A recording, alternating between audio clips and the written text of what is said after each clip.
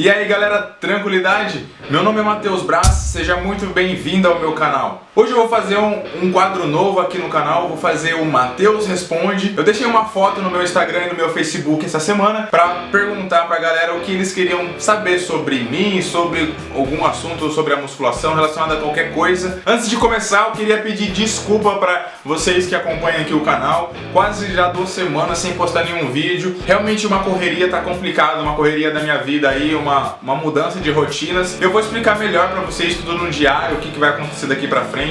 Eu tô mudando de serviço de novo, enfim, aqui não é um horário bom pra falar sobre isso, mas se você quiser, acompanha no diário que eu vou estar mostrando tudo pra vocês. Realmente me desculpe, mas agora é força total aí, vídeos direto toda semana, tá bom? Mas antes de começar esse vídeo, eu quero deixar um recado rápido pra vocês. A forma que a empresa aqui me auxilia nos meus manipulados, está comigo e minha parceira, está com uma super promoção no site deles e uma novidade.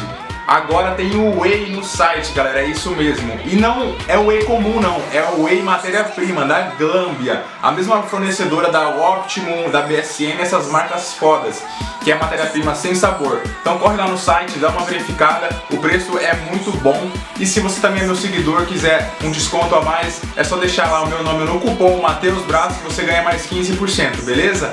Sem muita enrolação, vamos logo para esse vídeo porque eu tô louco pra responder esses caras aí.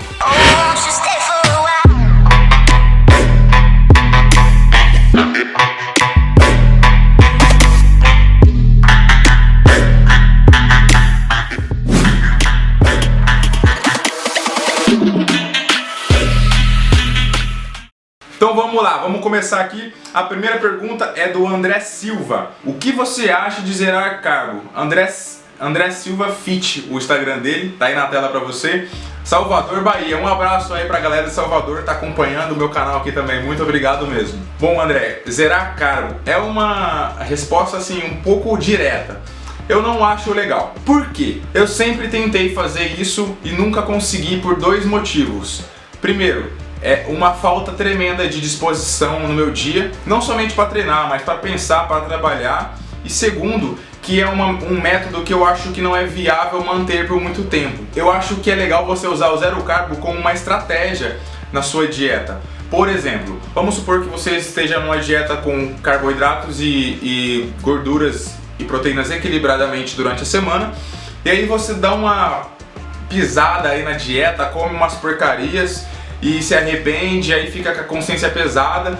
Pega, faz uns 3 dias, uma semana de zero carbo para dar aquela limpada no shape, tirar aquela retenção, porque quando você zero carbo, o primeiro peso que vai embora é retenção, porque o carboidrato ele puxa muita molécula de água junto com ele. Eu não acho legal zerar carbo e manter isso por um longo período de tempo. Eu acho que isso pode ser usado mais por uma estratégia, principalmente porque se você zera o carbo, você não consegue dar o máximo no seu treino. Eu prefiro treinar pesado, com um pouco de energia, nem que for um pouco de carboidrato baixo, e fazer meu treino render mais. Então se eu consigo fazer o meu treino render mais, eu consigo queimar até mais calorias e gastar mais energia durante o meu treino. Então a pessoa que é sedentária, ela fica trabalhando no escritório o dia inteiro, possivelmente ela acumula gordura um pouco mais fácil, porque ela não tem um gasto energético constante. Então se ela ficar sentada, ela está gastando menos energia durante aquele período de tempo ou horas, né, que você trabalha. Então quando você consome uma alta quantidade de carboidrato e o seu corpo está com um metabolismo um pouco mais tranquilo naquele momento,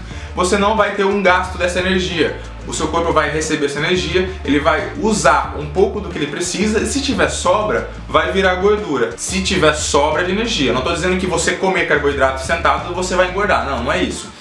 E é por isso que existe aquela diferença da genética, onde uma pessoa que tem uma genética de um metabolismo mais acelerado come, não engorda, porque ele pega essa energia e já transforma na hora, não faz o acúmulo de gordura. Então tente usar o zero carbo como uma estratégia e não como uma dieta fixa sempre pra você. Tanto é que você pode ver fisiculturista, eu converso bastante com fisiculturista. Eles não usam zero carbo sempre. Eles começam, até a dieta pré-contest, eles têm carboidrato. O zero carbo é uma estratégia da última semana pro campeonato, tá bom? Pra depletar a água e tudo mais. Então fica a dica pra vocês aí, da minha opinião. Agora a pergunta do Sandro Alves. Qual a sua divisão de treino atual Faz treino de abdômen quantas vezes na semana? Abraço, Sandro do Rio de Janeiro. Valeu, Sandro, muito obrigado pela pergunta. A minha divisão atual, ela é basicamente A, B, C, D, E. Só que existe uma variação no meu treino onde eu faço um pouco mais relacionado ao sentimento da minha musculatura. Por exemplo, ontem eu treinei perna. Se eu treinei perna ontem, eu vou treinar perna só daqui uma semana. Mas às vezes, você acredite ou não, bate uma semana do meu treino ABCDE, eu ainda estou com a dor na perna. Eu tento treinar o máximo possível, dou o máximo no meu treino. Eu separo, o único treino que eu faço sozinho é o treino de perna. Eu faço toda a região da perna, quadríceps, posterior, panturrilha, no mesmo dia. E aí eu dou um descanso para ela enquanto eu ainda sentir que não está totalmente recuperado, que tem aquela dorzinha tardia do treino. Porque o treino ABCD, ele é um treino que muitas pessoas não utilizam justamente porque não consegue dar uma intensidade máxima no seu treino. Eu procuro sempre periodizar meu treino, eu tento variar para criar um estímulo de como o meu corpo está se enganando, mas eu tento chegar no meu máximo. O resto da musculatura eu procuro trabalhar peito com tríceps, costas com bíceps e antebraço junto também. Que é panturrilha, eu treino junto com perna e de novo depois junto com ombro e abdômen. Eu faço abdômen 2 vezes na semana, até porque o abdômen é um músculo assim como qualquer outro. Você dando a intensidade legal para ele, você vai sentir ele se recuperando. Então a minha metodologia de treino atual é essa. Eu estou utilizando mais um pouco voltado para eu sentir o corpo respondendo ao treino que foi feito. Fica ligado também no diário que eu vou postar às vezes um treino que eu estou fazendo da semana, qual que é a série, a sequência que eu estou fazendo daquele treino, para vocês ficarem ligados aí, tá bom? A próxima pergunta é do Jeffin. Matheus, Jeff de Hortolândia, um abraço, moleque, é nóis. Qual é o cara que você mais admira dentro do bodybuilding e por quê? Essa é uma pergunta que, quando eu responder a pessoa, eu não aceito críticas, muito menos risadas. Eu vou comentar isso de uma maneira onde eu tenho meus argumentos. Primeiro, a pessoa que eu mais admiro é o Felipe Franco. Mas você gosta do Felipe Franco porque ele é famoso, porque não sei o que, não sei o que, é muito mais atleta bom. Felipe Franco, não sei o que, não sei o que, Barreto. Primeiro motivo que eu admiro ele é, sem dúvida, pelo atleta que ele é. Mesmo que ele não tenha conquistado um Olímpia ainda, ele tá no caminho. E muitas pessoas o criticam, falavam que ele não ia conseguir nada, que ele só ficava fazendo modinha, que não sei o que.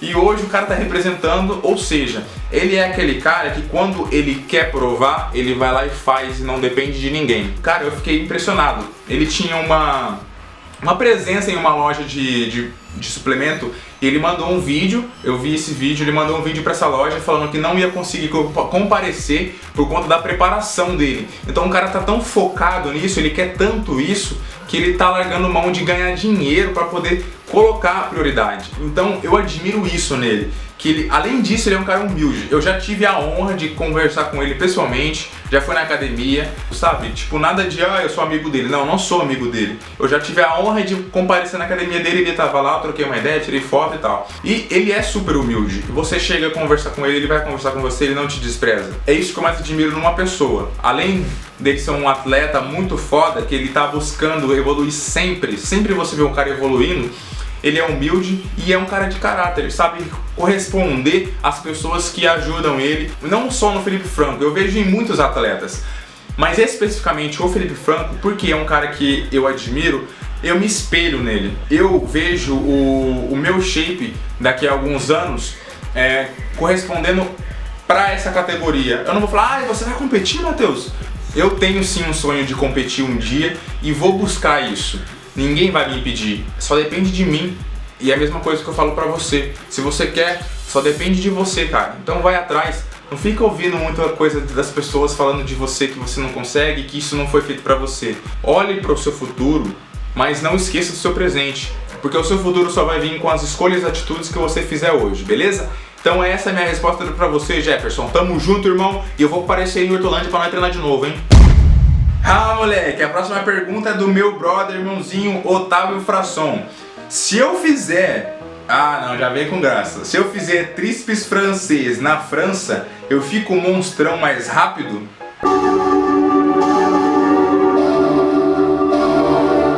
Não, Porque você é... monstrinho. É nóis, moleque, brincadeira.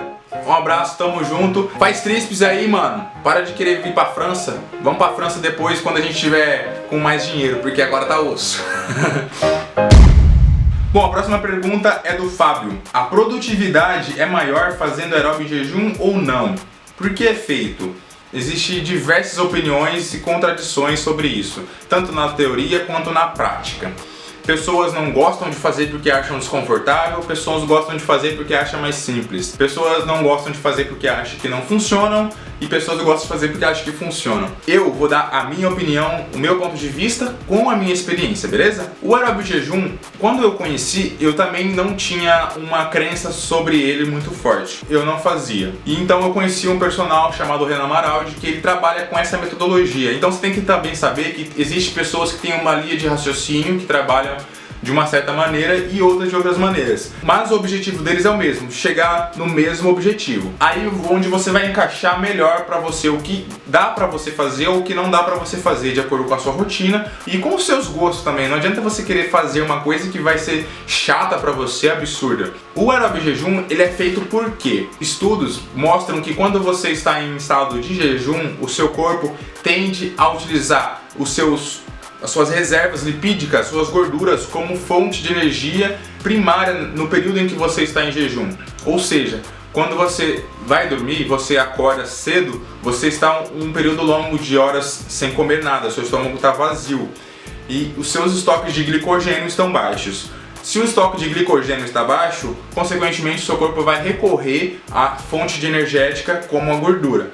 E quando você faz uma atividade física como o aeróbio jejum, que ele deve ser feita de maneira moderada, não é muito intenso, na verdade nem pode ser intenso, moderada, baixa, você faz com que o seu corpo não tenha uma hipoglicemia e também utilize as suas fontes energéticas de gordura naquele período em que você está fazendo. Então, assim que o aeróbio jejum começa até o momento em que ele termina, você está utilizando reservas de gordura como energia. Só que o aeróbio jejum não é uma coisa que vai funcionar em uma semana, entende? Você tem que contar as calorias que foram gastas nesse dia, por exemplo. 1 kg de gordura física, para você perder esse 1 kg, tem que existir um déficit calórico de aproximadamente 3.000 calorias. Então não tem como você queimar 3.000 calorias em um aeróbio jejum.